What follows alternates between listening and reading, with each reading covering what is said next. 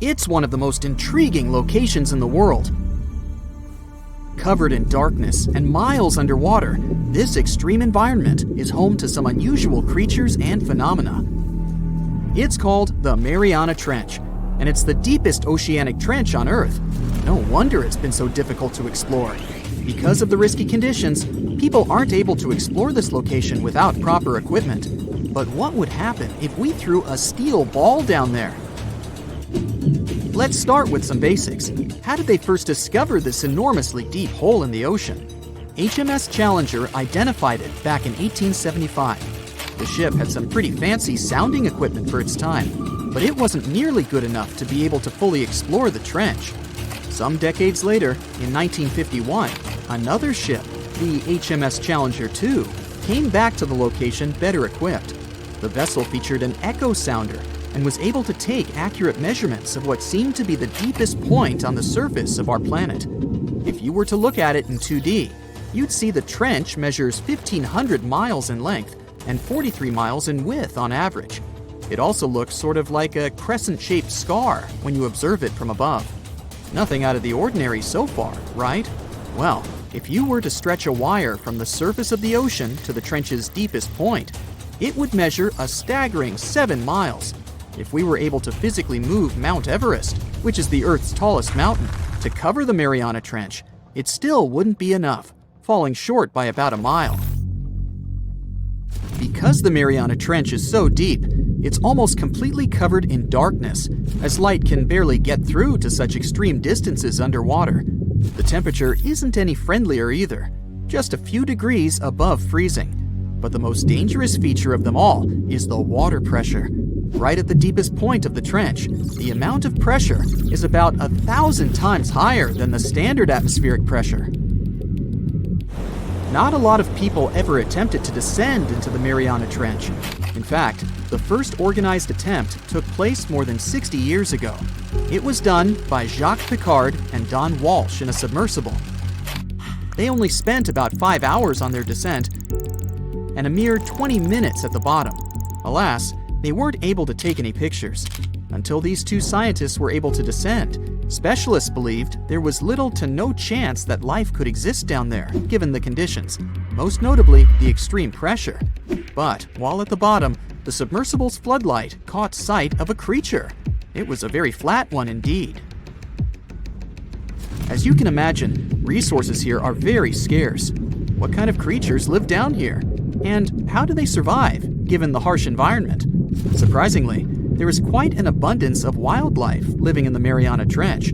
Some of these creatures fall back on chemicals to survive, like methane or sulfur, while other kinds of fish nibble at the marine life that's, well, weaker than them on the food chain. The most common creatures found here are xenophyophores, amphipods, and small sea cucumbers. Some of them adapted by hardening up their shell using aluminum harnessed from the seawater. Smaller creatures, like microbes, adapted by feeding on the chemicals emitted when the seawater hits the underwater rocks.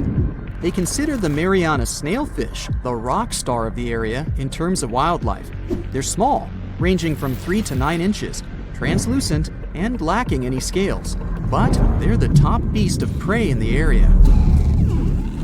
It's no wonder some people started to believe that the ancient megalodon might still be living here.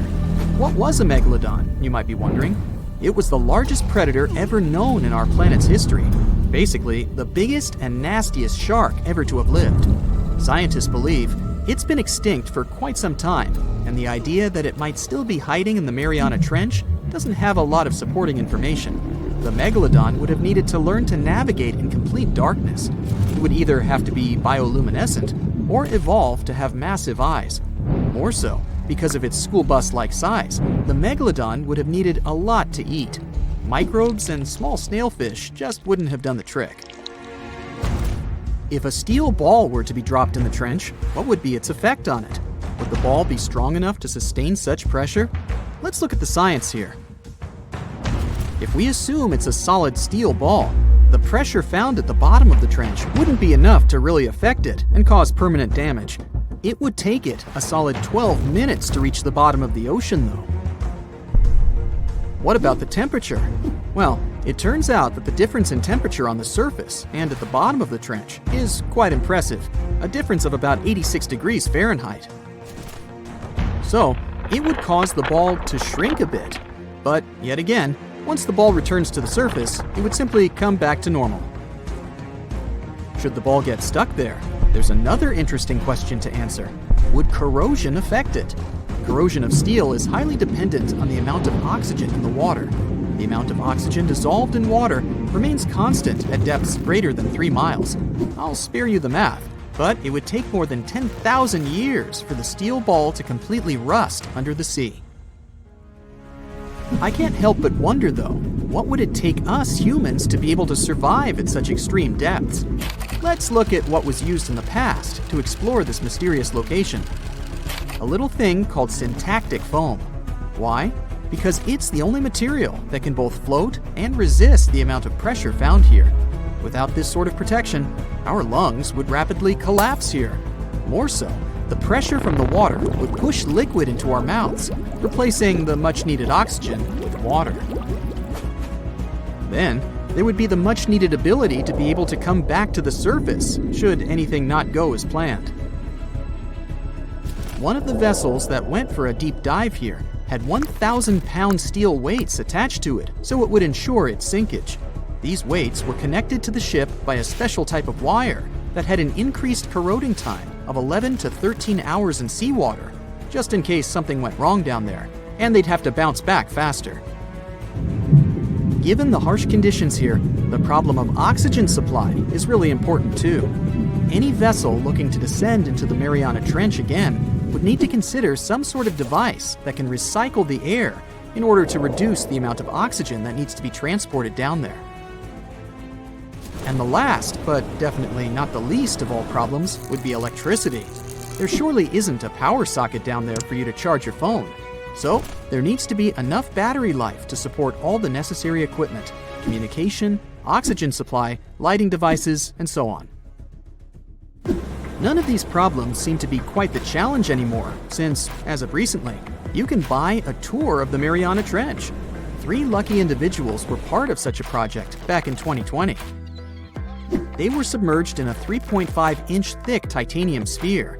This ensured that they didn't feel any pressure changes and physiological stresses whatsoever. Each of the guests took part in an individual trip that had an estimated length of about 14 hours. The descent itself took over 4 hours. Once they reached the bottom, they got the chance to witness some of the most extraordinary creatures on the planet. Then it was time to start the 4-hour ascent back to the surface. Can you swim? Good. Because you're going on a journey to the deepest point of the Pacific Ocean. Now, put on your flippers. The very bottom of the Mariana Trench is awaiting. Now, get in the water. Really, come on. All right. 1 foot underwater. That's the depth you can swim with no special gear like a mask. Hey look, must be some tourists. Or whales. 10 feet underwater. That's a little deeper than the public pools and beaches around the United States. You can see colorful fish and even phytoplankton that feed on the sun's rays. 26 feet down. This is the depth at which the foundations of the floating city of Venice in Italy stand. Builders laid columns at that depth on which they later built houses and streets. 30 feet underwater. You start to feel a lot of pressure. When you're on the surface, you're under atmospheric pressure, 15 pounds per square inch. But here, at 30 feet, that pressure is doubled. All the air pockets in your body, like your lungs or ears, begin to compress from this pressure, giving you discomfort. But no worries, your organs are soft and elastic, so you can keep diving. 40 feet underwater. Oops, you're running out of air. An average person can hold their breath for 30 to 90 seconds. The current record is an incredible 24 minutes and 37 seconds. Gasp. Okay, you'll need some diving equipment to continue your descent. There you go. Thank you very much. Tourists dive to this depth to look at reefs and corals. You don't need special skills for that, but you can't dive any deeper without training or a license. 45 feet down. Be careful. There's sharks swimming here looking for food, like you. Sometimes tourists descend to this depth in a safe cage to see the sharks up close. You're better off staying away from these predators and not attracting their attention. So make sure you're not wearing any bright and shiny jewelry. Sharks love that kind of thing. 62 feet underwater. You could see the Aquarius Reef Base Lab in Florida at this depth, if you were in Florida. It's really an entire building with rooms for exploring the seafloor, accessible through a hatch. 105 feet down. You see a strange bell hanging from a chain. People used to use these things for deep diving about 400 years ago. They'd lower a bell on chains with divers inside from a ship. There was enough air inside the bell for them to breathe. That way, they could explore sunken ships with treasures. 140 feet. At this depth, you could find an entire sunken city in Qianda Lake, China. You can still see streets, houses, and temples there. 330 feet. Whoa! You almost hit a huge blue whale. How could you miss it? These guys, the size of 2 train cars, usually dive to that depth. Shh! Let's listen to them sing for a while. It's beautiful. Now, let's keep going. 660 feet. This is where most of the ocean life ends. Sun rays hardly penetrate any deeper into the water. Everything below are unusual fish like this angler. They have such an unusual appearance because they have to adapt to the high pressure here. 702 feet underwater. This is the last mark where you'd see a human without diving equipment. This man holds the title of the deepest man on Earth, and he's the only one who has managed to get to this depth. The water pressure on his body here was 20 times greater than that on the surface. 985 feet. Ooh, what was that sound? Whoa, that's a submarine. That's the maximum depth they can dive to. Some of them can reach speeds of 26 miles per hour. Fun fact, an ostrich can run twice as fast, but she can't swim. 1,090 feet. Say bye to this scuba diver. You won't see them any deeper than this. The world record was set in the Red Sea. It only took the diver 12 minutes to reach this depth, but it took him a whole 15 hours to return to the surface to avoid decompression sickness. So now you get an atmospheric deep diving suit. It's completely sealed, and you won't feel the insane water pressure on your body in it. 1,454 feet. If you stuck the Empire State Building in the water, its tip would be here, and all the carpet inside of it would be wet. 2,300 feet down. The water pressure here is 70 times greater than on the surface. The flexible plastic parts of your suit can't withstand that kind of pressure. So here's some urgent delivery. It's an ultra-deep submersible. Now you can continue your dive all the way down. 2,717 feet. Here you'd see the tip of the tallest building on Earth, the Burj Khalifa. Alright, who's sinking all the tall buildings around here? 5,387 feet. This is the depth of one of the oldest and deepest lakes in the world, Lake Baikal. Its area is slightly larger than the entire country of Belgium. 8,040 feet. That's the record depth the Perdido oil platform reaches in the Gulf of Mexico, and its above-water part with 3 decks is almost as high as the Eiffel Tower. 11,962 feet. This is the average depth of the Atlantic Ocean.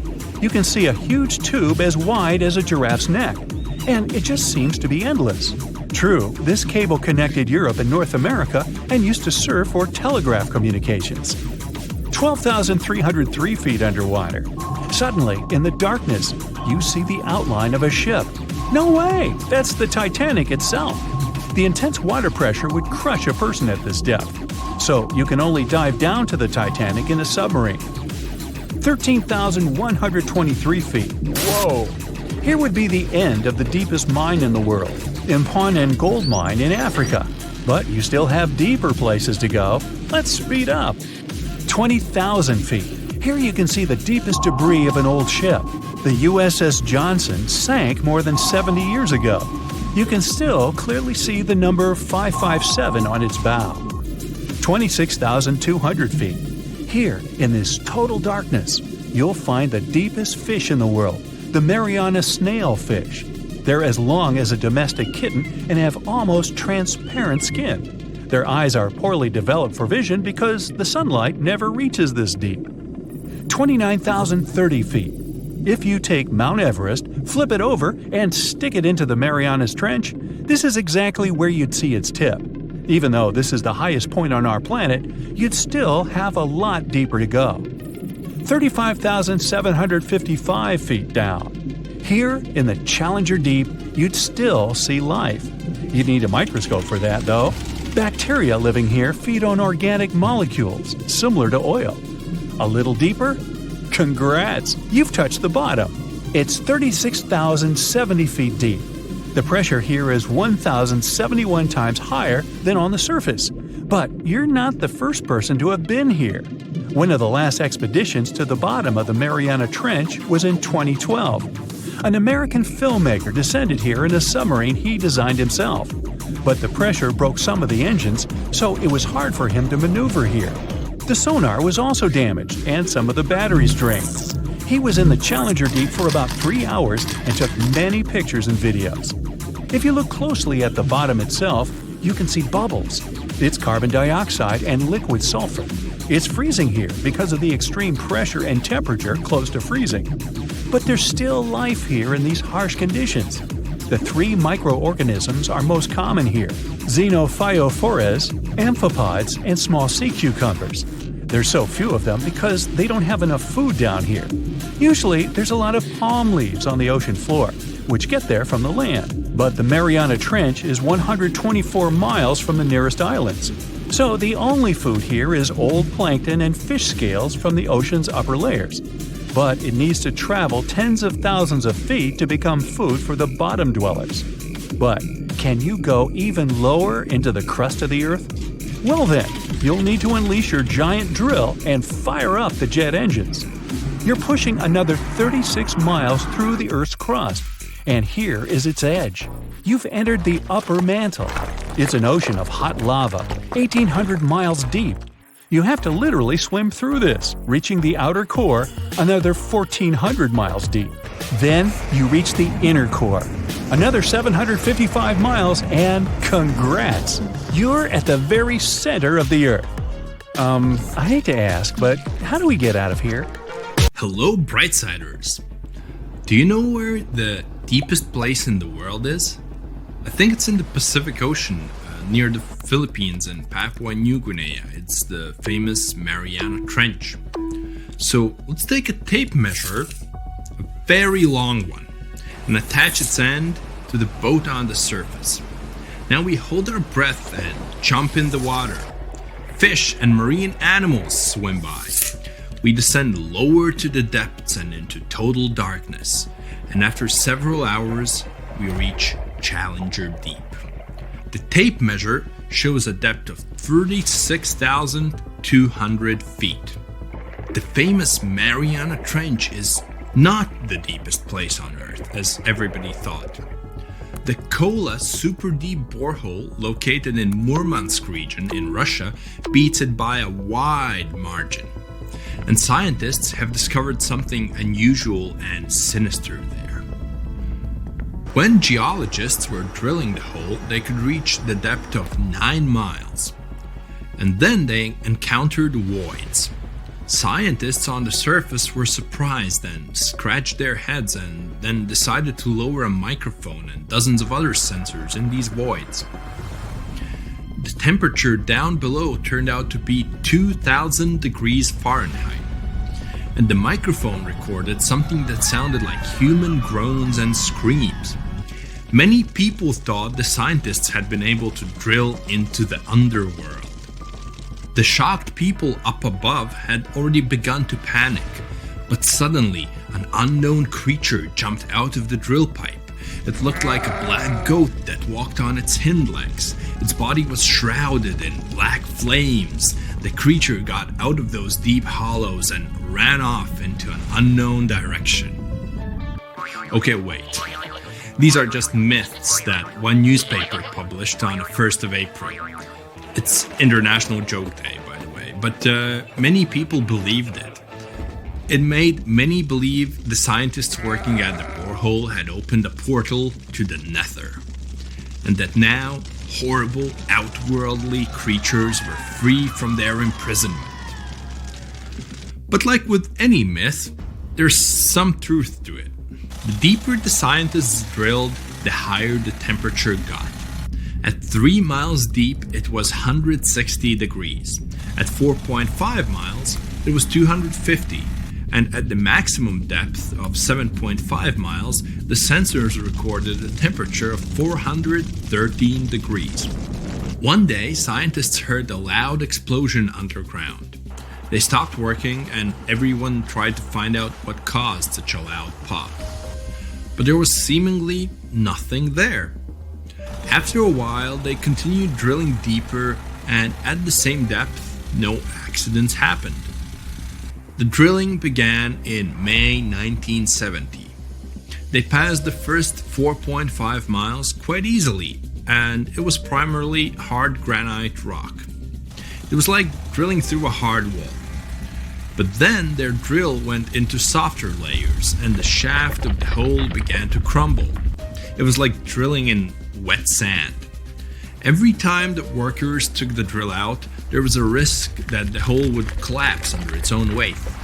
As that eventually happened, the scientists picked a new direction to drill, and you know what's interesting?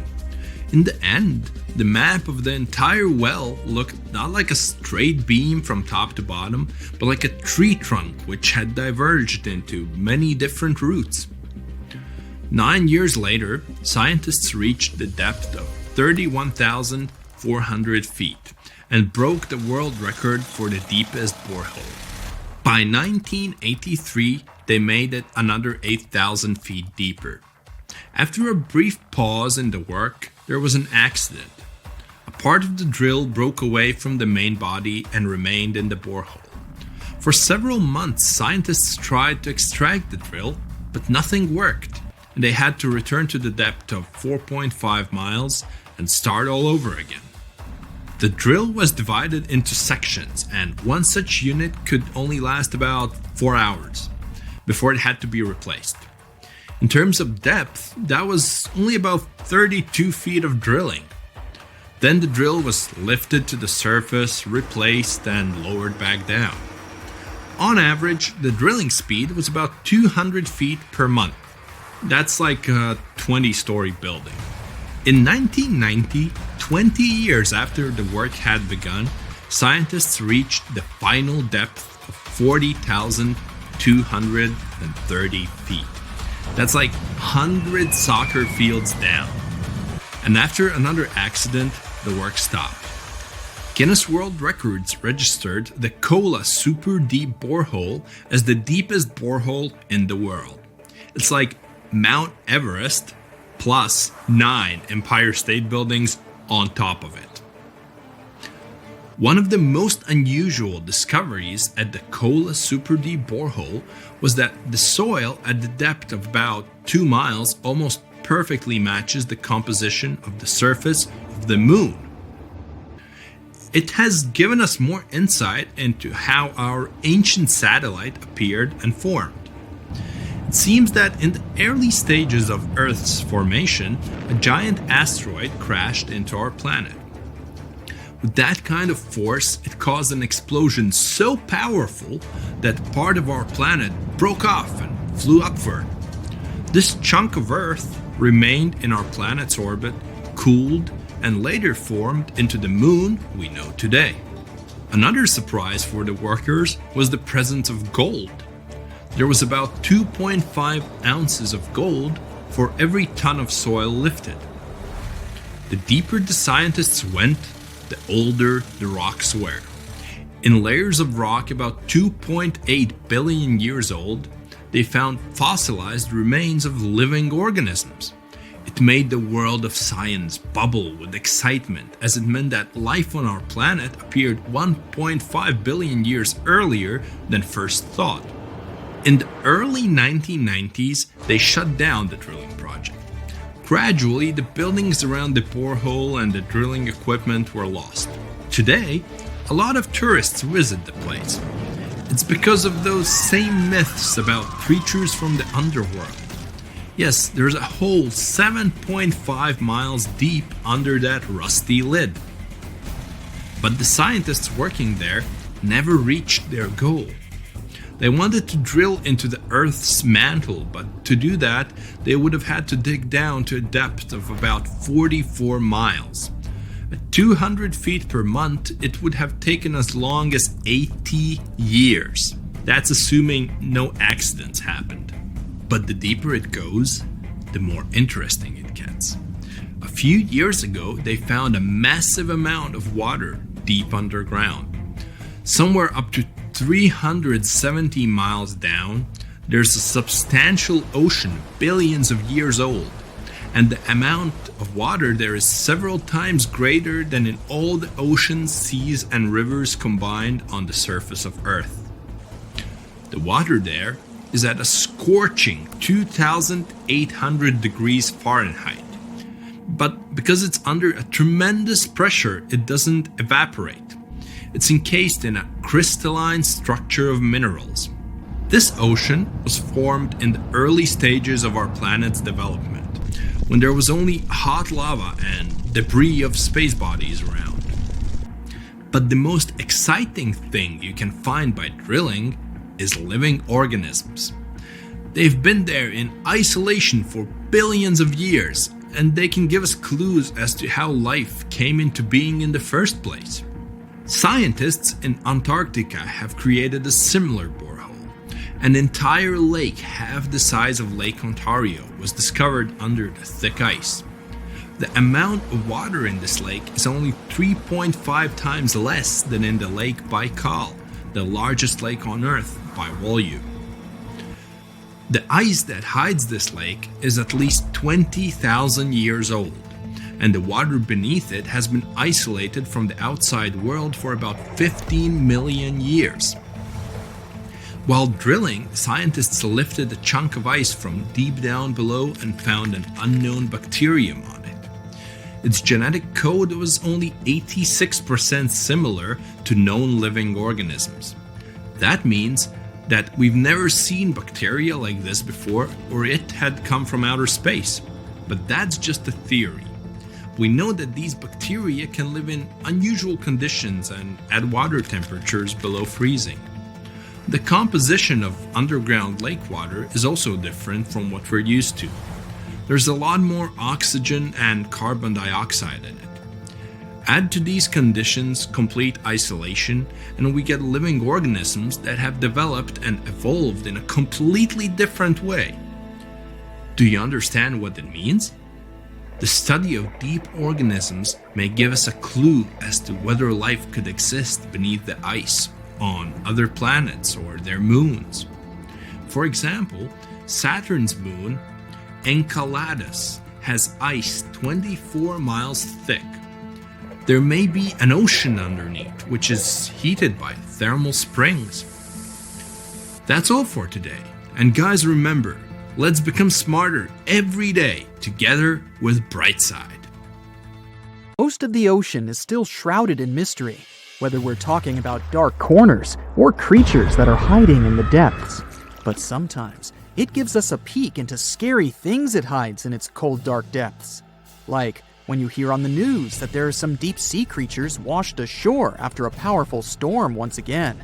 Some just look weird, while others are real monsters that live at depths of more than 3,300 feet. The coldest and deepest parts of the ocean have created one specific phenomenon called gigantism. So, sea spiders, squids, worms, and many other animals, mostly invertebrates, or creatures without backbones, they're all way bigger and scarier than the versions we see in the more shallow areas. In the Pacific depths, you can see a sea sponge as large as a minivan. Or what about the colossal squid that lives in sub-Antarctic waters and is nearly 14 times longer than the arrow squid, a type that mostly lives in New Zealand? Researchers found many of these underwater monsters in the abyssal zone of the ocean. Back in 2021, the researchers showed images of the giant phantom jelly. It was at a depth of 3,200 feet. Its tentacles were 33 feet long. Wow, I wouldn't like to face that one on the beach. It probably eats only small fish and plankton, but it can swim to depths of more than 21,900 feet. And down there, this giant jelly doesn't have enough food. how does it survive then? Scientists haven't figured it out yet. And there are even more questions related to the giant squid, the biggest one ever found. This monster is 43 feet long, with a weight of nearly a ton. Imagine if those tentacles would grab your car, or something like that. They would smash it like it was a toy. There's no light in the abyssal zone. Sun rays just can't penetrate that deep. So there's no algae or underwater plants there. Local animals mostly eat snow. Marine snow is not like the regular one you build a snowman with. It consists of any small flakes or remains that fall from the surface of the ocean. Maybe even some leftovers that animals up there couldn't eat. So it's not much. But apparently, it's enough for very large creatures that hide deep down there, like giant squids. Squids that generally live at such depths don't bother going after their prey. They just wait until the poor animal swims right up to their long tentacles and falls into a trap. It may not be the best method ever, because not many animals will even swim into these dark, cold parts. But it's the method that saves energy. A giant squid eats only 1 ounce of fish daily, which is approximately 45 calories. That's nearly 50 times fewer calories than an average person should eat per day. So when a squid gets 1 fish, it saves it for a couple of days. I hope giant squids won't get the idea to go to the surface and look for food when there's not enough of it in the abyssal zone. And I hope even more that giant Greenland sharks won't get that same idea. You can find them at depths of up to 7,200 feet. They're twice as slow as we usually walk. They swim at a speed of 1.12 feet per second. Their slowness is part of the energy-saving mechanism that creatures down there need to survive. But they can speed up in the form of short bursts when they need to catch prey. But they kinda change their diet from predator to scavenger, considering their environment. There will be more leftovers falling from the surface than animals to go after. Greenland sharks grow just 0.4 inches per year, and they're mostly 20 feet long, which means they live for a very long time, sometimes up to 400 years. They also have a slow metabolism, and that's one of the main factors for their long life, too. Greenland sharks like to spend their time in cold waters. They're adapted to that, since their tissues have specific chemical compounds that prevent the forming of ice crystals all over their body. That means they have some sort of natural antifreeze. So what makes them so big? Scientists are still not sure, but some theories try to explain it. There's this thing called Kleiber's rule that says bigger animals tend to be more efficient. Just take a small fish and compare it to a whale with a mass hundreds of times bigger. The whale has a greater metabolism. It conserves energy more efficiently and loses less of it to the surroundings through heat. Moving on, bigger animals can ingest bigger prey. They're more likely to go through tough issues in their environment or defend themselves from predators going after them. Also, the body gets bigger when temperatures are lower. The Greenland shark is a perfect example. So are giant sea spiders. Sea spiders are generally common, and you find some very small ones at 0.04 inches. But in deeper parts of the Antarctic, they become 3-foot-long giants. They grow so big because the cold water has more oxygen. That way, more of it diffuses into the animal's body, and that allows it to grow bigger. Yeah, both as a creature and a nightmare. And how about this giant tube worm? Researchers found it accidentally while they were exploring the mysteries of the Pacific Ocean floor. They stumbled upon unusual hydrothermal vents. Volcanic heat is a thing that gets them going. As water seeps down through faults or cracks in the rock, these vents change their direction. When the water gets out of the vent, it's rich in different minerals and chemicals. Most animals wouldn't survive being around this toxic soup of chemicals, but not these tube worms. They came as a true surprise, because not only are they not bothered by these toxic vents and the almost boiling temperature of the water, but they developed entire ecosystems there. They're unique because they don't need sunlight to survive.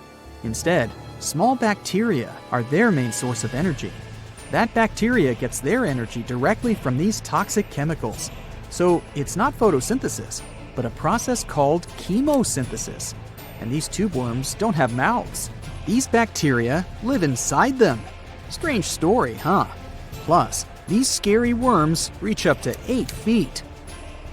Giant isopods are no better either. They lurk at the depths of the ocean of 1,640 feet or more below, far away from the sunlight, looking like some monstrous wood lice.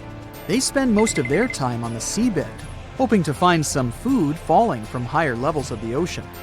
Check out their small hooked claws at the ends of their legs.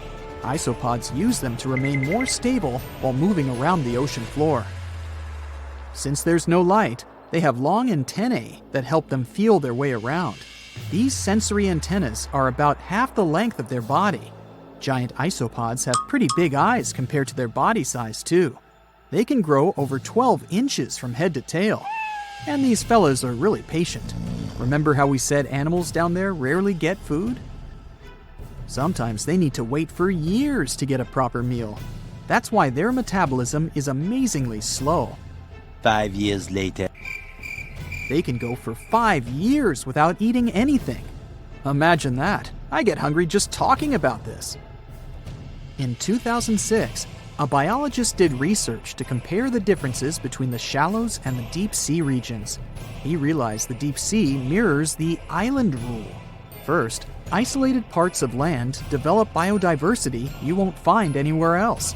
Second, small-bodied life there grows much bigger when it's isolated, compared to life on large land masses. Resources are limited, but also competition and predators. And we don't know much about these deep-sea creatures. It's too expensive and too complicated to carry out such research, so we'll just wait for more raging storms to show us at least part of the monstrous world cold ocean depths hide. So you're swimming 2 miles down at the bottom of the ocean. Don't ask me how, just play along. It's cold and the pressure is intense. No fish in sight. Then you notice a green shiny thing. It's a cookie cutter shark.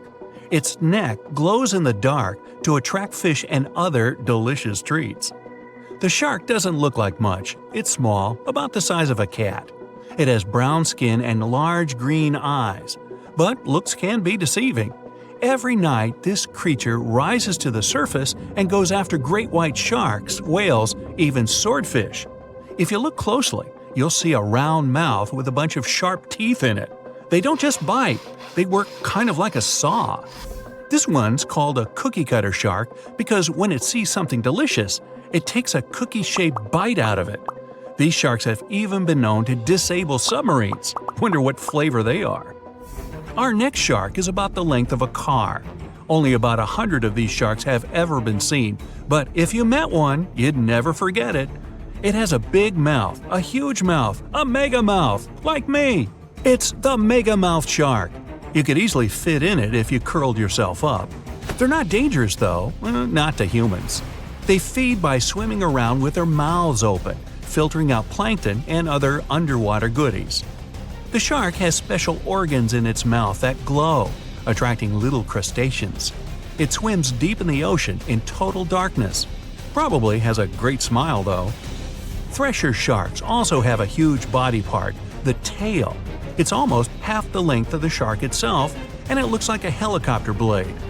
It's one of the few animals that hunts using its tail. The shark sneaks up on a school of fish and starts to shake its moneymaker. This freaks out some of the fish, which is exactly the plan. In a pinch, it can also use its tail to defend itself. The best thing about this shark, it doesn't attack people. The angel shark. There are quite a few types of angel shark out there, but they're more shark than angel. They're flat like stingrays, and their skin is covered with patterns that help them blend in with the seafloor. Because of this disguise, divers sometimes accidentally touch them, which isn't the best idea. They're fast and have powerful jaws. Still, they prefer the taste of small fish to you. The horn shark has 2 ridges that look like horns right above its eyes. It's definitely the grandpa of the shark world. Not aggressive, swims pretty slowly, and is up late almost every night. Its 2 favorite meals, sea urchins and crustaceans. It moves its fin on the seafloor almost as if it had paws. But don't underestimate this guy. It has one of the strongest bites of any shark. It needs those strong teeth to crush the shells of its late-night meals. And if something tries to attack it, watch out. Horn sharks have sharp spikes on their fins. The award for the ugliest shark goes to the Goblin shark, and it's not even close. From the outside, it already looks kinda weird and is about the size of a pink underwater motorbike. It has a long tail and a seriously long nose. It lives way down in the depths of the ocean and loves to eat squid. It's not as fast as its relatives, but it's way more sneaky. It has a secret squid catching technique which is totally wild. The shark swims behind the squid. It's catching up, getting closer and closer, but the squid isn't slowing down, no way. It looks like the poor goblin shark won't have any lunch today. Then it opens its mouth. Its jaw is attached to folds of skin that mean it can literally throw its jaw out of its mouth. And it's a shark, so those teeth are sharp. That extra reach helps it grab its lunch, and when the meal's over, it pops its jaw back in its mouth. These sharks have been seen many times off the coast of Japan. They're actually named after the goblins in Japanese myths and fairy tales. There's only one thing out there cooler than a ninja shark. It's the ninja lantern shark. Imagine there's a tube you can slide down that takes you to the bottom of the ocean. It's too dark, you can't see anything. Suddenly, a glowing dot, moving around in the distance. It's coming closer, shooting towards you. It's a blue glowing head. Worse, it looks like this head doesn't have a body attached to it. The ninja lantern shark has black skin, so it's almost invisible in the dark. It's only the size of a human arm, but its small, sharp teeth are no joke. No one really knows why this shark glows. Maybe to attract tasty fish? Another theory out there is that it uses this light to communicate with its friends. It has friends? The hammerhead shark. These ferocious sharks can weigh up to half a ton. They live in tropical waters all over the world, and they're one of the most recognizable sharks out there. Their eyes really are located on the sides of their hammerhead. This means they can see in almost all directions. They even have special neck muscles to lift their head up and down just to see that little bit better. Their favorite food? Stingrays. You know, those flat things that swim along the seafloor, camouflaged to look like sand and bits of rock. Stingrays get by blending in with their surroundings. Danger mostly just swims by. But the hammerhead's eyes see everything. Uh-oh. Great white sharks, hammerheads, and other large sharks live for about 25 years. But one shark can live much, much longer. The Greenland shark can live anywhere from 300 to 500 years. It lives mostly in the North Atlantic and Arctic oceans. It loves to swim deep down where it's dark, so it uses its nose to sniff out food. Since it spends so much time down there, it's figured out how to withstand the strong pressure. It's one of the oldest living, largest, and slowest fish on Earth. Just imagine, you're on an Arctic cruise and you see one of these sharks moving slowly through the freezing cold water. It might be 400 years older than you. Most sharks are omnivorous. They can go after dolphins, other sharks, crabs, sea urchins, smaller or even larger fish, hot dogs. Kidding about the hot dogs. But the bonnethead shark is a bit different. It eats algae for about half its meals. It's actually related to the hammerhead shark, but its head looks more like a shovel. Can you dig it? If you see this guy swimming around, you might think it's a sea snake or a huge water worm. Frilled sharks like to swim way down at the bottom of the ocean, like a lot of sharks. When they're chasing something delicious, they move kind of like a snake. And just like a snake, they like to gulp down their lunch all in one piece. But that doesn't mean they don't have teeth. They have about 200 nice and sharp ones. The saw shark has a long, flat, and seriously spiky nose. Those teeth on its nose never stop growing. Each tooth is equipped with electric receptors to help the saw shark feel around for nearby fish, like a ship's radar. When dinner's nearby, the shark swims up and strikes with its nose, waving it around like a knight showing off his skills.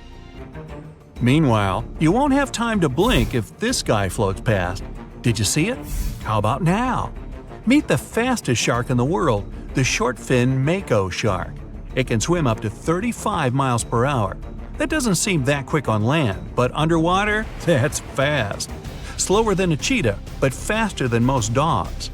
It's warm-blooded, which is super rare for a shark. That helps it swim to cold and distant places where an ordinary shark simply wouldn't survive. The swordfish goes much faster. It can swim up to 60 miles per hour. It's not a shark, but it's still an amazing creature. In a race, the swordfish will usually come out on top, but it's not just fast, it's ingeniously fast. It has a gland next to its nose that pumps out a special oil. This oil spreads through its nose and comes out through tiny holes. This special oil is waterproof, which lets the swordfish glide through the water at high speed. Ever wonder why, despite all our advancements in technology and science, there's a vast expanse of our own planet that we barely know about? Believe it or not, over 80% of our oceans remain uncharted territory. It's as if we've got this massive aquatic playground in our backyard, and we've barely scratched the surface. Also, did you know that only about 7% of our oceans have a special tag called Marine Protected Areas, or MPAs? How come this colossal body of water that envelops most of our planet is also among the most vulnerable and misunderstood spaces in the universe? Pressure has a lot to do with it. Our deep ocean is a beast of a place with no visibility, freezing temperatures, and pressure that's so intense that in certain areas it would make you feel like you're having the weight of 50 jumbo jets on your body. No wonder we're having an easier time sending people into space than to the bottom of the ocean. The deeper you go into the waters, the more pressure piles up. But let's not forget we have tech on our side, right? Scientists now use these cool satellite technologies that track the color of the ocean to check how much phytoplankton is there, for example. Why is this important, you might ask? Because these little plant-like critters are actually pretty major players in our big blue oceans. In the grand scheme of things in the aquatic world, phytoplankton is like the bedrock of the ocean food chain. It gives life to almost everything, from the tiny zooplankton, which are animal-like microorganisms, to those colossal, magnificent whales. When these technologies first came around, satellites could get clear images of the ocean faster than a ship could take the same number of measurements in 10 years. But it's not all about looking at the ocean from space. Sometimes you gotta dive in there and see it for yourself. Thankfully, we've come a long way in ocean exploration tech too. We've got things like floats and drifters that ride the ocean currents while collecting data, and a whole fleet of underwater vehicles, some of which are manned, some remote-controlled, and some even autonomous. Remember James Cameron, the guy who made the movie Titanic? He's super into exploring the ocean, and in 2012, he set a record by going down to the Mariana Trench in a vertical torpedo sub. He thinks there's nothing like being in the ocean and experiencing it firsthand. Other companies use a mix of technologies for their ocean explorations. It led them to discover amazing stuff like a deep-sea coral reef near Morocco, the only one still growing in the Mediterranean Sea. They've also discovered new species and documented ones previously thought to live only in the Atlantic. These efforts have convinced local authorities to declare some places as marine parks. As with most scientific areas, the road isn't without its bumps. These expeditions can cost quite a lot, and the lack of detailed maps and data only adds to the challenge. We can't always rely on bathymetric information, meaning the study of the ocean floor, because it's often not available. And that's the tricky part. We need to explore more to know more. But getting the funds for these kinds of projects can be tough when there are so many unknown variables. One particular company's explorations have helped protect nearly 4 million square miles of ocean so far. The data they collect during their expeditions is invaluable. It's used to identify new species, locate vulnerable habitats, and even show where threatened species are being overlooked. Their work helps dismiss excuses from local authorities who claim they lack the necessary information to establish more MPAs. The same company supports a goal known as 30 by 30, aiming to protect 30% of our oceans by 2030. It's a big target, and there's a long road ahead, but ongoing ocean exploration can provide the proof needed to keep more of our oceans safe. We also need to set aside areas for protection and research, even when we don't have all the facts just yet. On that note, some cool scientists have recently stumbled upon a gigantic and mysterious world beneath the Pacific Northwest coast's ocean floor. The best part is, this massive realm of life is pretty much cut off from the rest of the world above, making it like a secret underground club that only the best microbiologists have access to. Picture an active city, except the city is microscopic cracks in the basalt rocks of our oceanic crust, and its residents are microbes. These tiny creatures aren't like you and me. They don't rely on sunlight or the organic products of land and water ecosystems for sustenance. Instead, they thrive on chemical reactions with rocks and seawater. Scientists call this type of life chemosynthetic, which sounds complicated, but it basically means life sustained by chemical reactions. While this sort of life has been found deep in mines and around seafloor hydrothermal vents, the scale at which these creatures are found under the oceanic crust is unprecedented. It might even be the most extensive ecosystem on Earth. A geomicrobiologist from Denmark was part of the team that made this discovery. He claimed that over 50% of our planet's surface is oceanic crust, which is an average of 4 miles thick. Imagine the size of this chemosynthetic party happening down there. This discovery didn't happen overnight. Since the 90s, scientists have found weird tiny holes in the basalt rocks that make up much of Earth's outer crust. They seem like they might have been made by bacteria, but hey, there was supposed to be no life there. I mean, imagine trying to survive in a place that's hot, deep, dark, dense, and mostly devoid of the organic compounds we need for life. Yet, here they are. In the following years, more pieces of the puzzle fell into place. Scientists found that the oceanic crusts had different conditions at the centers and edges. At the centers, rocks are jam-packed with energy-rich compounds that support these tiny life forms. But by the time they reach the edges, these chemicals are all gone. Fast forward to now, and it's time to put the puzzle together.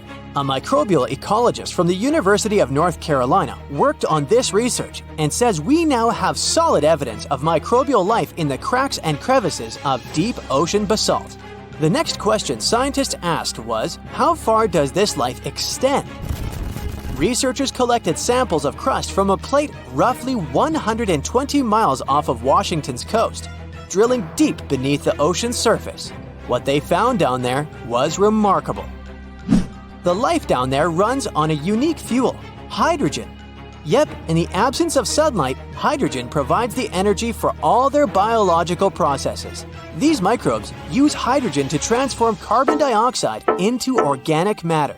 This matter and other byproducts, like methane, then fuel other organisms, creating a network of life. Of course, the life down there isn't as complex as the one we know up here. Scientists doubt there will be any multicellular life under the ocean because it's too hot and energy poor. But hey, who knows? This universe under our oceans still has a lot to reveal. This whole thing is significant for many reasons. First, it confirms that life can exist in places without oxygen, which changes our perspective on where we can find life. This makes us wonder if life could exist under similar conditions on other planets, where surface conditions might be too harsh. The implications on Earth are also profound. If a large portion of life exists in the oceanic crust, then our understanding of life on our own planet could be completely changed. This exciting discovery stretches our understanding of life and prompts us to keep exploring the mysterious depths of our oceans, pushing the limits of our understanding. NASA is also in on the whole deep sea exploration project. Why? Shouldn't they be preoccupied with outer space? Because they're hoping to find hints about what the oceans on other planets might look like. NASA specialists are really hopeful that by unearthing underwater secrets, we can solve some of the big questions about space. Plus, they're testing some nifty equipment for future journeys across our solar system.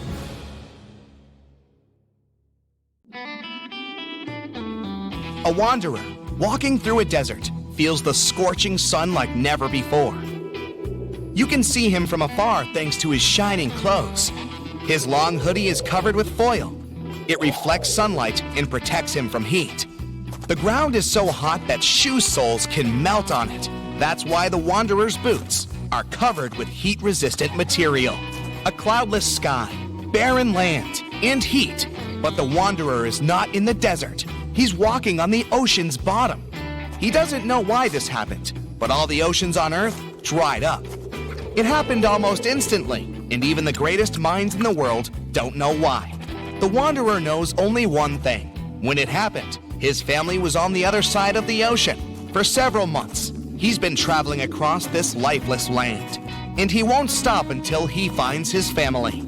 The landscape around is spectacular. People have finally found out the secrets of the ocean depths. The seabed consists of huge mountain ranges and volcanoes. They fell asleep forever after the water had disappeared. Also, there are huge trenches leading to the unexplored depths of the planet. People had to build bridges to get over these enormous cracks in the ground. But most of the ocean floor is flat plains, boundless, lifeless, merciless. The wanderer's walking across a huge canyon. Once, it was swarming with sea life. The man puts on a gas mask, but not because of a sandstorm. Many fish and other marine inhabitants used to live in such canyons. Now, all that's left is a terrible smell. The wanderer passes by huge skeletons of whales. Among them, he notices dirty tents. People are hiding there from heat. The temperature in the area is much higher than in the Sahara Desert. One of the main functions of the ocean was to distribute heat all over the planet. The sun emits heat and radiation. The ocean absorbed this energy. Lots of currents were warm, and they carried this warmth around the world. The water got heated at the equator, then it evaporated and turned into clouds. When warm air rose, it pulled along colder air from below. This allowed the energy to be evenly distributed. In simple words, the ocean cooled hot places and brought warmth to cold ones. Now there's none of this. Every day the sun burns the equator and dries up the rest of the planet. The wanderer doesn't come close to the tents. He is carrying the most valuable treasure in the world and doesn't want people to notice him. The inhabitants of Earth are just trying to survive, and many have forgotten about such a thing as morality. Fortunately, the wanderer still remembers. The thoughts of the family help him remain a good person. Sometimes it complicates his life. Like now, for example. In the distance, he sees a young girl. She doesn't look well. There's no one around, and the wanderer decides to help her. Out of his backpack, he pulls a thing worth more than all the gold on the planet, a bottle of water. The girl takes a few sips, but instead of thanking the wanderer, she starts screaming. It's a trap. Her accomplices appear from different sides. Looters. They're gonna take everything. The wanderer runs away. He hasn't eaten for several days, and his strength is leaving him. He won't be able to keep going much longer. The marauders are closing in on him. The wanderer throws the bottle aside. His pursuers rush to the water like crazy. They forget about the man and fight one another for the bottle. The chances of the wanderer's survival have greatly decreased. He could make this bottle last at least several days. Plus, he's also lost a lot of fluid because of running. In the beginning, there was no panic because of a lack of water. The ocean dried up, but its waters were salty anyway. People still had seas, lakes, and rivers. But the problem was that the ocean was feeding them. When the ocean water evaporated, it formed clouds. These clouds moved all over the world and enriched lakes and rivers with rain. Now, there are almost no clouds. The sun started heating Earth much more. Lakes and seas dried up alarmingly quickly. At that moment, real chaos began. The sun is going down on the horizon. Sunset is near. It's not so hot anymore. The exhausted wanderer continues walking. In the distance, he notices something that makes him stop. take out a small shovel, and start digging quickly. There's no shelter around, just a flat plain. The wanderer speeds up, otherwise it might be too late. The pit is finally ready. The man jumps down and covers his head with a cloak. A few seconds later, a strong ash storm passes through the entire plain. The smallest particles of ash can penetrate through clothes and get into the lungs. The wind is so strong that it can knock anyone down. When the oceans dried up, the sun began to burn the surface of the planet. This led to massive forest fires. The flames destroyed almost all the trees. Huge clouds of carbon dioxide and ash formed. Driven by the wind, they travel the world and poison everything around. The wanderer is sitting in the pit while a terrible hurricane is sweeping over his head. He thinks of his family and slowly falls asleep. Cold wakes him up. Frosty air chills him to the bone. So it's night now. The wanderer climbs out of the pit and finds himself under bright stars. As soon as the water dried up, almost all clouds disappeared. Factories stopped working. Cars no longer emitted carbon dioxide. Thanks to this, comets and the most distant stars can be seen in the sky. The wanderer has seen them 1,000 times, but he's still not used to the breathtaking picture. It's like he's looking at the sky through a telescope. An icy gust of wind brings the wanderer back to reality. He won't survive the night if he doesn't find a warmer place. Before, nights were warmer thanks to the energy of the ocean.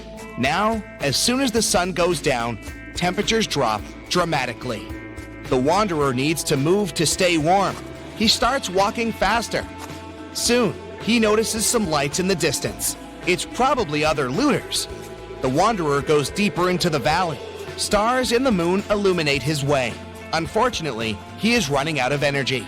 He pulls a protein bar out of his pocket, but he needs at least a bit of water to eat it. To digest food, your body needs liquid. If the wanderer eats the bar, he'll only get thirstier. He can't walk and falls to the ground. He checks his pockets and finds a small kerosene tablet. He lights it using a matchstick. A tiny flame protects him from cold. To distract himself from thirst, the wanderer takes out an old MP3 player.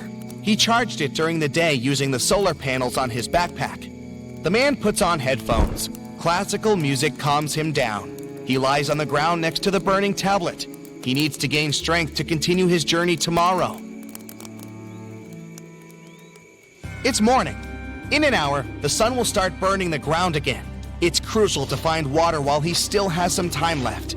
The wanderer inspects the territory and notices a spot where the ground is darker. In his previous life, the wanderer worked as a surveyor. He takes a few steps and touches the ground. It feels cool. There's an underground spring here. He begins to dig. The ground is getting wet.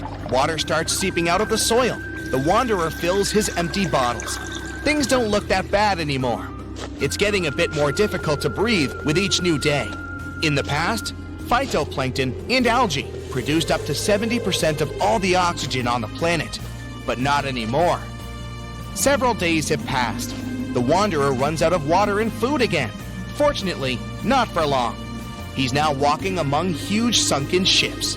He sees modern aircraft carriers, liners, and even ancient pirate boats. In the distance, he spots huge mountains. The tops of these rocks are what used to be called the shore. The ocean floor is ending. The thoughts about reuniting with his family give him more strength. The man reaches the top and finds himself in the middle of a ruined city. It's empty. Where have all the people gone? Where is my family now? The wanderer asks himself. The man walks through the abandoned streets and meets an old man. He says that almost all the people who used to live here left the city and went to Antarctica. The wanderer has a new goal. He's going to get to the icy mainland no matter what. He will find his family.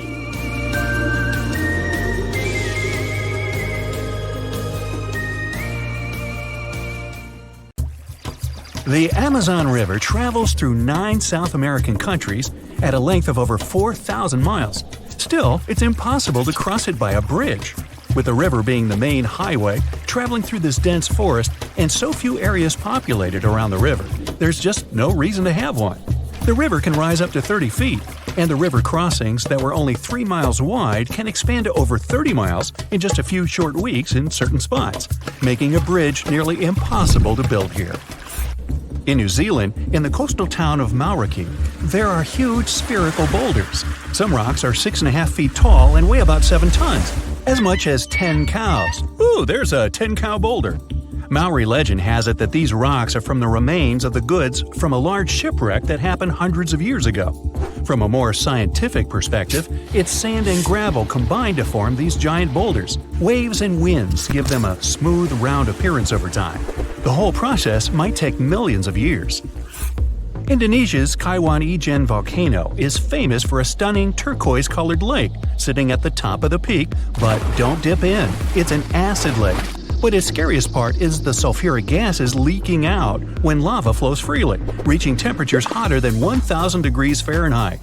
When those gases come in contact with the air, they combust into a spectacular electric blue flame. That's why the volcano has blue lava.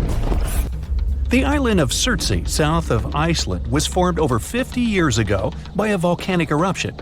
It all began back in 1963 when a powerful volcanic eruption created one of the youngest islands on the planet. All sorts of bacteria, fungi, and molds began taking over the island, leading to numerous other animals finding their way here, like seals and birds. Birds and ocean waves deposited seeds all over the island. Sadly, the island's getting smaller now because of water and wind erosion. Located off the coast of Brazil, there's an island called… I'm a bit rusty on my Portuguese, so here it is on the screen. It looks perfectly untouched and pristine. Bad news? Dangerous snakes overrun it completely, so take a doctor with you in case you want to go there. Over 4,000 of the golden lancehead vipers inhabit this island.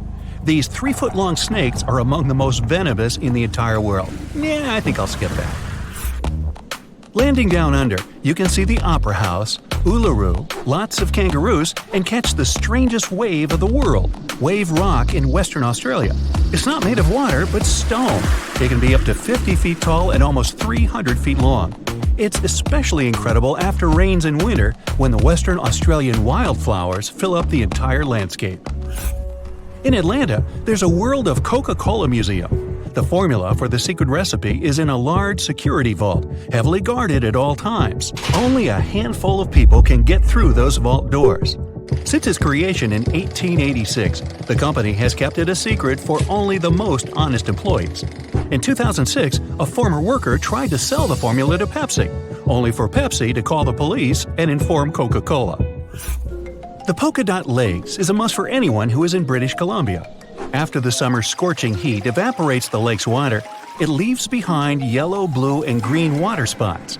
These pools are full of all sorts of minerals, like sodium, calcium, and magnesium sulfates that get concentrated in the pools.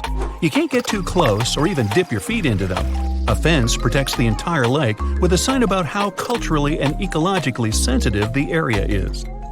In Death Valley, California, there's a mystery of the sailing stones. Since the early 1900s, the mystery of how all these stones were seemingly moving by themselves across the desert floor baffled everyone. Some believe that the rocks move by thin pieces of ice around the stones pushed by winds after winter. No one ever saw any of these rocks moving until 2014. Scientists set time-lapse recorders, and the footage showed the rocks sliding along the ground over time. The marble caves in Chile, located in the beautiful area of Patagonia, formed from over 6,000 years of waves wearing down the rocks. The crystal blue walls reflect the vibrant turquoise water, making it perfect for kayaking. Walking in Chestnut Ridge Park in New York, one can see an eternal flame. What makes this one stand out, though, is it's underneath a waterfall. Occasionally, the flame will go out for short periods, but it will light up again. Sometimes it's thanks to certain hikers along the way. If you ever stop your car on a magnetic hill in New Brunswick, Canada, you'll see the car might start rolling backwards up the hill, all by itself. While it looks like it's moving the wrong way, this is just an illusion. There are several hills like this all around the world. What looks like an incline is the opposite, all because there's no horizon for perspective. The brightest bioluminescent bay in the world, called Puerto Mosquito, is located off the coast of Puerto Rico. The bay is named for the pirate Roberto Cofresi and his small boat El Mosquito, not after those annoying insects.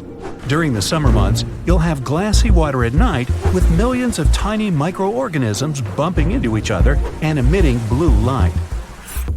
The Chocolate Hills in the Philippines is a group of unusually shaped hills located in the middle of the island of Borehole in the Philippines. There are 1,000 to 2,000 discovered so far. They have nothing to do with chocolate at all, but they resemble the color after the dry season, when the grass turns from green to brown. In the northeastern part of Thailand, 466 miles away from Bangkok, is a 75-million-year-old rock formation sticking right out of the mountains. Their shapes look just like a pod of whales swimming together. No wonder this place is called Three Whale Rocks. Millions of years ago, this area was just a desert, but this land has changed quite dramatically during this time. These sandstone mountains were lifted up by plate tectonics, that's the shifting of the crust layers, called lithosphere, and erosion by the Mekong River, resulting in the strangely shaped rock formations we see today. Salar de Uyuni in Bolivia is the world's largest salt flat. At 4,050 square miles in size, it's twice as large as Grand Canyon National Park. After winter has passed, the salt lake is transformed into a beautiful giant sky-reflecting mirror between September and May. With salt all the way to the horizon, it creates an illusion of endlessness. The thin layer of water left over from ice melting creates a shimmering effect of the sky, making it one of the best places to visit in the world. The Catatumbo River in Venezuela might be the stormiest place in the world, with nearly 300 storm days a year. The lightning storms are so consistent, and they're predicted 3 months in advance. During the wet season in October, you might see 30 lightning flashes in a single minute. At sunset, strong winds flow around the 3 surrounding mountains, forming storm clouds over the water. When the water droplets of humid air collide with ice crystals from the cold air, the static charges cause a lightning storm that happens nearly every night.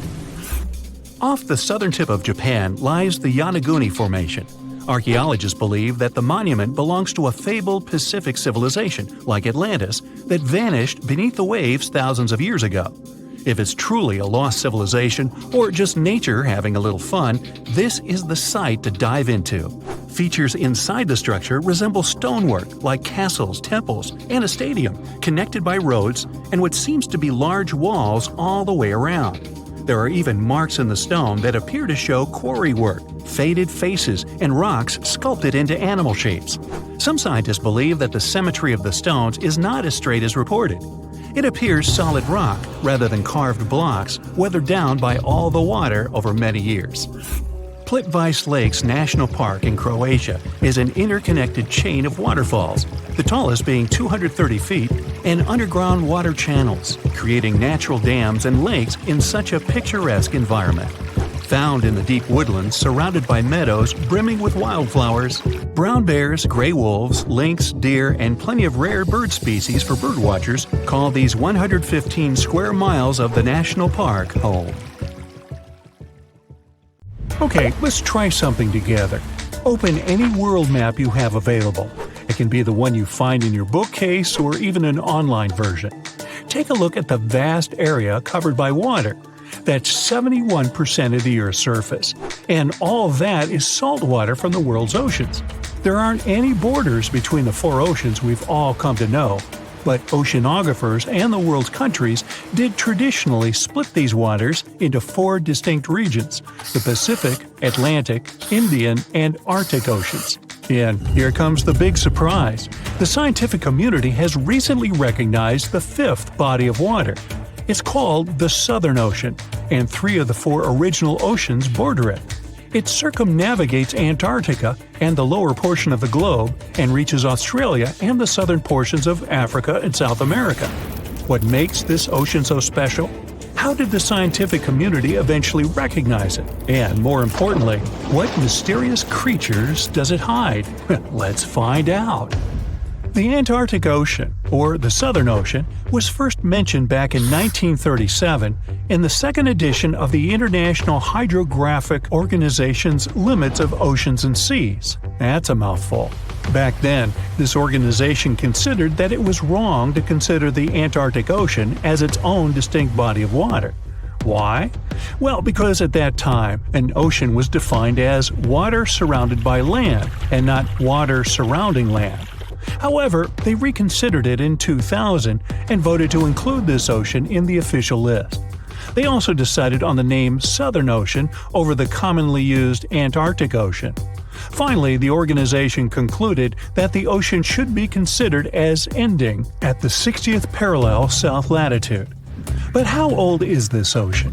Well, many specialists believe it to have formed only 30 million years ago, which would make it the youngest of the world's oceans. It was created when Antarctica and South America moved away from each other during the early stages of our planet's development. This unique water current is a distinctive component of the Southern Ocean, as it helps keep the waters flowing around the icy continent. It's called the Antarctic Circumpolar Current, and it moves to the east with incredible speed. It's estimated that it moves an enormous amount of water per second. Some of the disputes regarding the Southern Ocean also have to do with this amazing current. Some specialists believe it separates the water of the Southern Ocean from the waters of the nearing Atlantic or Pacific. Only the rapid circulating water is considered the Southern Ocean. On the other hand, though, a handful of scientists say that the current actually makes the naming issue more complex by not limiting the waters to a specific geographic location. They believe that the waters in the current are different in terms of composition from waters in the northern oceans because they are way colder and have a lot more salt. Sailors don't really like this new body of water, mostly because of the frequent cyclone-like storms that it experiences. They happen because of the big temperature difference between the ice packs and the ocean waves. As a result, these storms are very difficult to surpass for any sailors that happen to encounter them. I mean, really, these are the strongest winds found anywhere on our planet. More so, the vessels going through this area must also be wary of the frequent icebergs that may pop up every now and then, and also of the low surface temperatures. Just to paint you a better picture, some of the icebergs found here can span over several hundred meters and can exist all year round, regardless of the season. The latitudes from 50 to 70 have even earned the nicknames of Furious 50s or the Shrieking 60s because of these intense year-round storms. Even the landscape is unique. They say the Southern Ocean has bluer glaciers, colder air, and more intimidating mountains than anywhere else in the world. Now, let's get to the mysterious creatures that call this place home, as thousands of species of wildlife live only here and nowhere else in the world. Let's start with the quirky sea pig, or one of the sea cucumbers as it's sometimes called. There are a lot of them in the waters off Antarctica. Why is it called that way, though? Because of its pink hue and round, bloated looks. On a closer look, it even appears to have a little tail and set of ears, just like a pig. They do help a lot with the quality of the waters here, filtering sand and sediment. Then there are the Hoff crabs that live on the floor of the Antarctic Sea. The Southern Ocean is a cold water environment, but crabs are more adapted to warmer waters. So, Hoff crabs gather around the warmth made by volcanic vents. They get the needed warmth and food here. You can find them in large piles, one on top of another, literally filling the space of the vent openings. Now, wonder how they got their unofficial name? Well, it's because of their apparent similarity to the actor David Hasselhoff, whose impressive chest reminded explorers of the crab. Okay. Ever seen a fish that's completely transparent? You'd have to get to these waters down in the south, but they do exist, and they are simply called the ice fish. You can basically see inside them, being completely clear and all. That's because of their see-through skin and because they don't have any red blood cells. Their special power is that they can use antifreeze to prevent their bodies from going solid in the cold waters of the Southern Ocean. Instead of the standard thicker blood, the red one with hemoglobin, ice fish have thinner blood that moves around more easily throughout their bodies, hence giving them the much-needed nutrients and oxygen. Now, is there a monster hidden in these waters? Some people believe this to be the case, and thanks to recent research, we even have video footage of it. Some Australian researchers stumbled upon a bunch of weird-looking creatures that were swimming near the seafloor of the Southern Ocean. This pink blob-like fish seemed to be propelled by a little pair of fins. To quote them on it, it seemed to resemble a chicken just before you put it in the oven. I'm not sure I even want to know what that looks like. It took them some time and research to identify the monster. It's a shy species of sea cucumber, known more by its creative nickname, the headless chicken monster. We've known this creature has existed since the late 1800s, but we've barely ever seen it. And we've only ever captured it on tape once before when it was spotted in the Gulf of Mexico, which is quite far from the waters off the coast of East Antarctica. There's so much we don't know about this creature, like how many of them exist in our waters and how they live, eat, and reproduce. Ever heard of the emperor penguin? It's not a penguin species that just happens to have a crown on its head, if that's what you're thinking. But they are one of those penguins that inhabit this specific location and are also the largest species of their kind altogether. What makes them special is that they make their colonies on the sea ice, and most of them never step foot on land. More so, penguin dads lose almost half their weight while incubating the eggs. They're also fascinating swimmers, able to dive deeper and longer than any other bird, up to 700 feet. Not to mention they can stay submerged for up to 18 minutes at a time as they gather food. We have yet to uncover all the secrets of the mysterious Southern Ocean, but it's clear that it's home to some unique and fragile marine ecosystems. Recognizing it as a new ocean could be one way to focus the public attention on it and help its conservation. In the past 30 years, scientists have made an incredible discovery of a new creature living deep beneath the surface of the ocean, and the name of the creature is the harp sponge. Now, if you're wondering why it took so long to come across this animal, then I might have the answer. These creatures typically hang out at a depth of roughly 11,100 feet beneath the ocean's waves. This sponge species was first discovered off the coast of California thanks to a robot that was sturdy enough to explore those crazy depths the ocean has to offer. This is no doubt an area of the planet where even the most benign-looking creatures can be potentially dangerous. But even scientists were surprised to find that this creature was more than just a sponge. Now, this might seem obvious, but the harp sponge got its name because its basic structure, referred to as a vein, is the same shape as a harp. Each vein is made up of a horizontal branch supporting several parallel vertical branches. But don't let the harp sponge's fanciful and amusing appearance or its non-intimidating name fool you. Yeah, the harp sponge is very much a deep-sea hunter. It has a unique ability to capture and envelop small animals using its rhizoids, short, thin fibers. With their help, the harp sponge clings on to the soft, muddy bottom and catches tiny creatures that get swept into its branches by deep-sea currents. Uh-oh. Other sponge creatures often feed by pulling bacteria and bits of organic matter from the seawater and filtering them through their bodies. But not our harp sponge. Instead, it snatches its future meal with minuscule barbed hooks that cover each of the harp sponge's branches. Now, harp sponges prefer tiny crustaceans like crabs, crayfish, shrimps, and prawns. Once the harp sponge has one of them in its clutches, it envelops the animal in a thin membrane before slowly beginning to digest it. So, pal, what's eating you? Oh, Harpo? Too bad. Researchers believe that harp sponges use this method of feeding because there aren't enough nutrients that deep down. This makes traditional filter feeding less effective. Research has shown that the creature is still in the process of evolving. Early harp sponges, researchers found, only had 2 veins, but later, scientists discovered other harp sponges that had 6 veins. The harp sponge might have evolved this elaborate candle holder-like structure to increase its surface area. In general, harp sponges typically grow up to a length of 1 foot, but researchers have seen a creature that was 2 feet in length. The harp sponge is not only very unusual, but also beautiful to look at. See those tiny white balls on top of the branches? Now, why don't we look at some other creatures that live below the photic zone of Earth's oceans? The photic zone means the area beneath the ocean's surface that still receives some sunlight. Thanks to this, there are loads of different creatures and organisms living there. Any animal living beyond this layer qualifies as a deep-sea creature. The Tomopteris worm is a segmented worm you can find in the twilight zone of the ocean. This is the area that lies between 650 and 3,300 feet beneath the surface. These creatures are often no more than 1 inch long, but the largest of them can grow up to 1 foot. While swimming around and feeding, these worms do what researchers describe as an amazing smooth dance.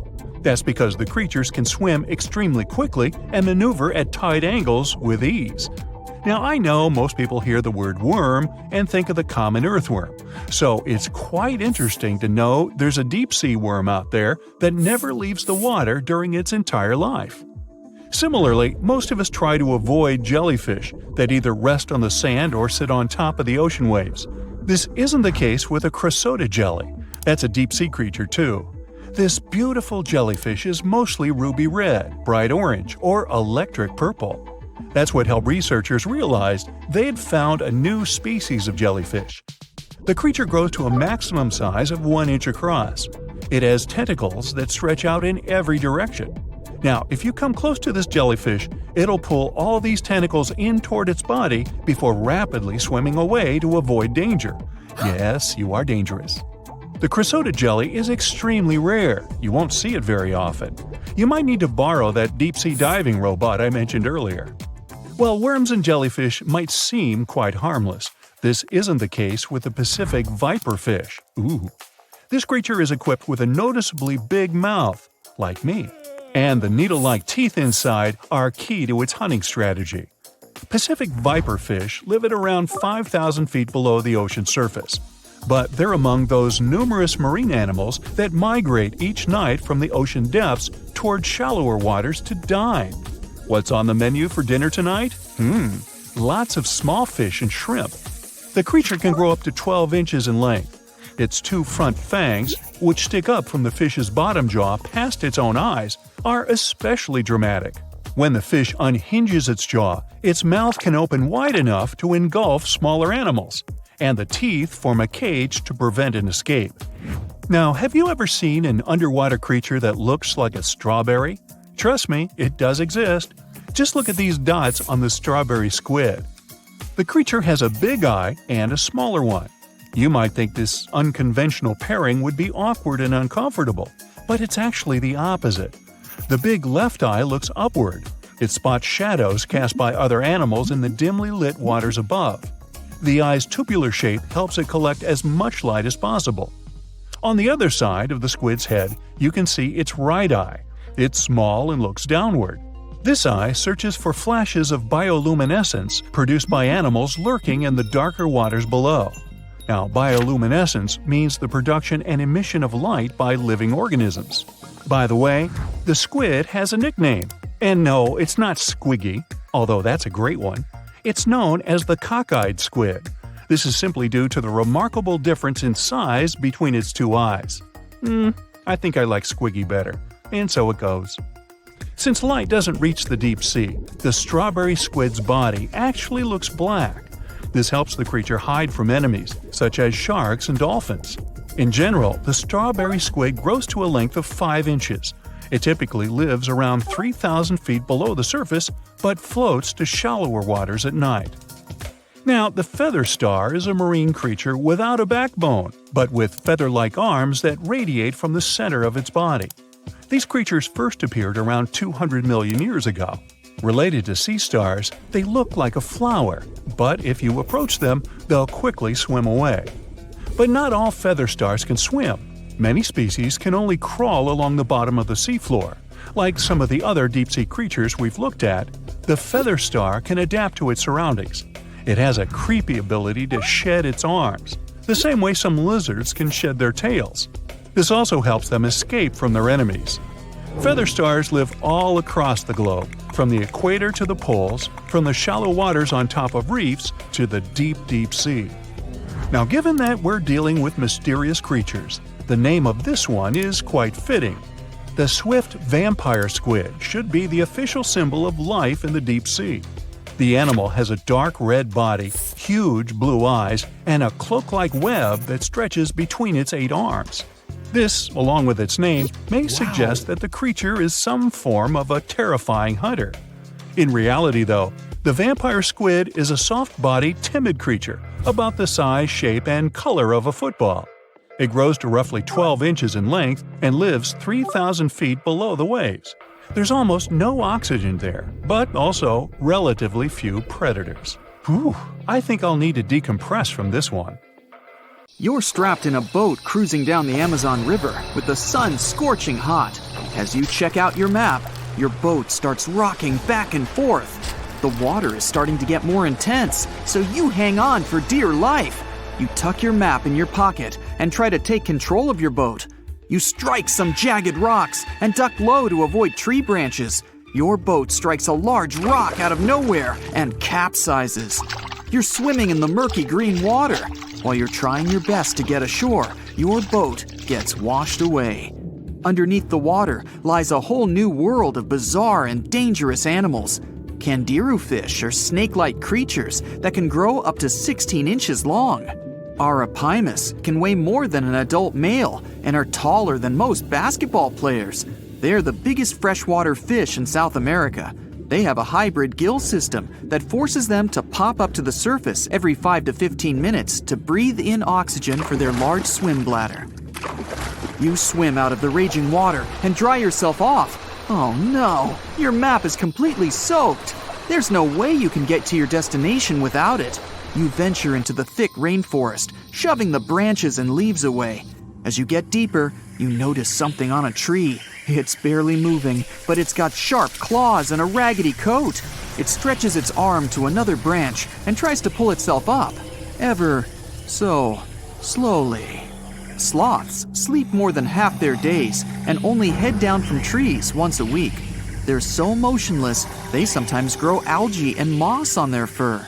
The rainforest gets denser with each step until there's barely any sunlight illuminating the path in front of you. You notice a figure following you. With every branch you step on, you can hear a faint sound right next to you creeping around. You start walking a bit faster, and the sound catches up with you. You make it out of the dense part and tread along a narrow path until you reach a cliff. You can't walk normally here, so you pin against the wall and walk sideways to cross the hills. You slowly move across with the river 30 feet below you. You move your right foot, and some rocks fall into the river. You keep going and misstep. You're about to fall, but you hold on to a large tree branch and pull yourself up. You notice a couple of colorful poison frogs inches away from your fingers. Touching any of these frogs can be extremely dangerous and harmful, despite their amazing color patterns. The golden poison frog is one of the most poisonous animals in the world. One of them hops right next to you, so you let go of the branch and fall back in the river. The river is washing you down until you reach a calm current. Underneath you is a swarm of piranhas swimming with their sharp teeth.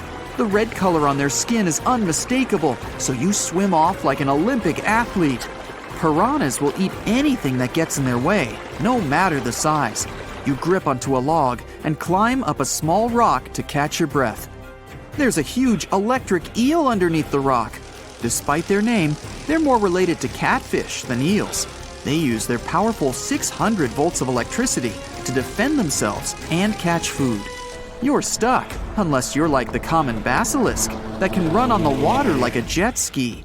These incredible lizards have special webbing on their toes and can run the distance of a basketball court. You hop on a bunch of rocks until you reach the land. You continue walking along the riverbank until you come across a moving rock. You rub your eyes and see it moving again. It's a dinosaur-looking turtle that resembles a crocodile with armor. The mata mata is a freshwater turtle that disguises itself with its surroundings to catch prey. Their heads stretch longer than their bodies. You shimmy your way past it and continue. You head back into the rainforest and find a spot to rest. Wait, there are giant ants everywhere. They're the biggest ants in the world and can produce one of the most painful stings out there, even comparable to a wasp's sting. You immediately get up and find another place to rest. As you continue walking along, You notice the same feeling of something following you. You can hear some leaves rustling, but it's getting dark, and there's no way of telling. You find a nice little spot to build a campfire and catch some Z's, but in the Amazon, everything is a threat, except for those cute capybaras wandering around. They live in groups next to water sources. They're also the biggest rodents in the world. You don't need to worry about them if you're stuck in the middle of the Amazon rainforest. Suddenly, you feel something slithering up next to you. You look down and see a massive green anaconda just about to constrict you. They are the heaviest snakes in the world and can grow up to 20 feet long and have a huge appetite.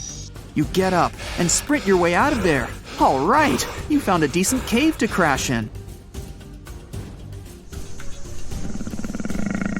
It's daytime again, and you're still alive. You continue walking along the rainforest. You were able to find some breakfast to boost your energy for the rest of the day. You spot something on a tree that looks like a branch, but it's actually a potu, a master of disguise that can spend days motionless on broken tree branches. These bizarre birds use those branches as their permanent home, where they lay their eggs and chill all day. You continue your way through the rainforest and see a Brazilian wandering spider crawling on a tree branch right in front of you. 8 of these species can be found in the Amazon area. They are some of the most aggressive and venomous spiders out there. So, you make a big detour and walk away from it. You feel someone walking next to you again, but you still can't figure out what it is. You see a steep cliff with a waterfall hitting a large lake ahead of you. Looks peaceful, until you see a team of black caimans gathering around the shore. They're the biggest predators in the whole Amazon ecosystem and feed on anything that moves. It's a good thing you're on high ground, otherwise, whoa! You slip and fall down the river, right on the deep end. So far, no caiman spotted you. You swim underwater and try to get to the opposite end of where the reptiles are. As you climb out and dry yourself off, you notice some large black spots on you. You try pulling them off, but they've latched on pretty hard. The Amazon giant leech finds its target by tracking movement and shadow. Once they attach themselves to the skin, it's extremely difficult to extract them. The best way to do so is to slide your finger next to its mouth and pull it off slowly. Ugh. You manage to get them off your body and see that the caimans are swimming towards you. You're pinned to the wall with the lake of hungry reptiles approaching. Suddenly, a pink dolphin jumps out of the water and splashes all over them. They can grow larger than humans and are the celebrities of the Amazon. Scientists think they get their color from the blood capillaries on their skin. The Amazon even has bull sharks swimming around. These carnivorous giant fish are threatening to humans and can swim in both saltwater and freshwater. These sharks prey on anything within their reach, including other sharks. The dolphin distracted the caimans, so you climb up the cliff and try to find the best way to escape. Opened jaws waiting for you to fall into the pit are right below you. You're lucky enough to escape to the top, but as your arms pull you up, the first thing that you see is a jaguar looking straight at you.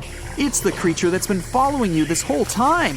You get up while it starts circling you, timing its strike. You know that you can't take on a jaguar, nor can you outrun it, so you grab a large tree branch from the ground to defend yourself. It jumps at you, but you duck down in time. The jaguar lands in the water far away from the caiman crocs.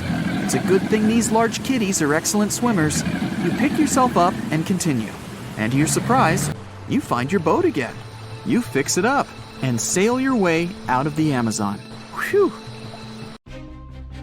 450 million years ago, no, I wasn't around then, the sea level was higher, coral reefs started to form, the climate on our planet was stable and warm, not even dinosaurs were around yet. The time when bony and jawed fish we know as sharks appeared. They've been dominating the oceans and making other marine creatures flee in fear ever since.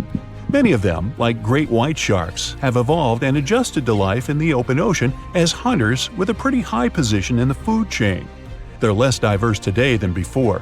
One of the reasons is the asteroid strike from the age of dinosaurs. After it reduced the number of shark species, only smaller and deep-water kinds that ate primarily fish survived. They started getting bigger over time. Near the surface, sharks such as makos or great white ones develop faster movements and are somewhat between gray and blue to blend in with their surroundings. The epaulet shark can even walk on the land.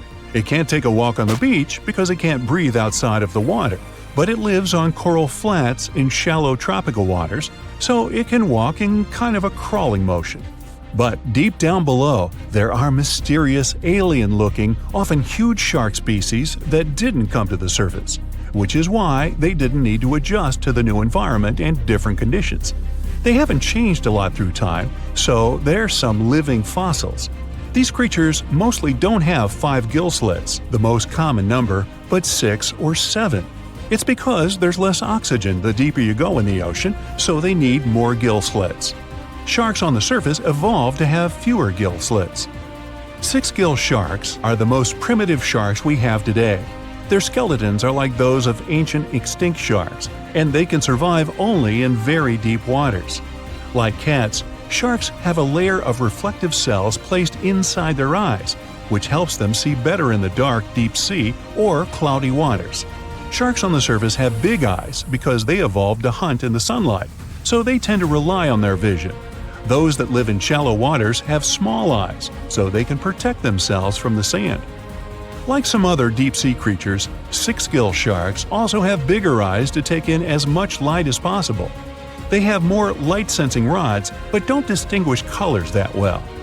In the ocean's twilight zone, with the minimum of sunlight, there's a couple of bioluminescent shark species. They don't take in light within their eyes, but produce or re-emit it with their bodies. Their skin or organs have specialized cells that produce a soft blue-green light. Deep-sea creatures that produce their own light do that to attract their prey, deter animals from going after them, or, scientists think, communicate with each other. It can even help them to camouflage. They do it by hiding their silhouettes from animals going after them. They produce enough light to match their surroundings. The biggest luminous underwater creature is the kitefin shark, found swimming 980 feet below sea level, preying on groundfish or smaller sharks. It can grow almost 6 feet long and lives 3,200 feet below sea level. Deep-sea sharks are also bigger than those on the surface. The Greenland shark can grow up to 24 feet long, bigger than a great white. There's a thing called deep-sea gigantism. Creatures in nutrient-poor depths of the ocean grow bigger because, that way, they lose less energy as heat. The Greenland shark lives its life in slow motion. It has a slow metabolism and can go very long periods without food. With their slow pace, they evolved to live up to 500 years at depths of 7,200 feet. Sharks in shallow waters catch their prey relying on agility and speed, but for them, it's easier because there's plenty of food on the surface. Deep-sea sharks, with less food and slower life rhythm, had to develop a different style. They're more opportunistic, definitely not picky, and don't care if their future meal is alive or not.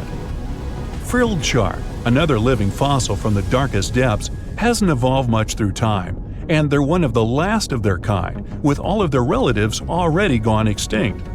It grows up to 7 feet long, primarily hunts on squid, and catches other sharks and fish. It looks like a dinosaur, a snake-like face, a long, smooth, thin body that moves in a serpentine way. It can propel itself with the power of its tail and curl like snakes.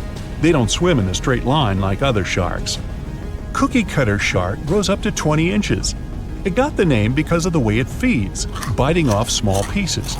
It's a parasite creature, which means it feeds off bigger animals but leaves them alive.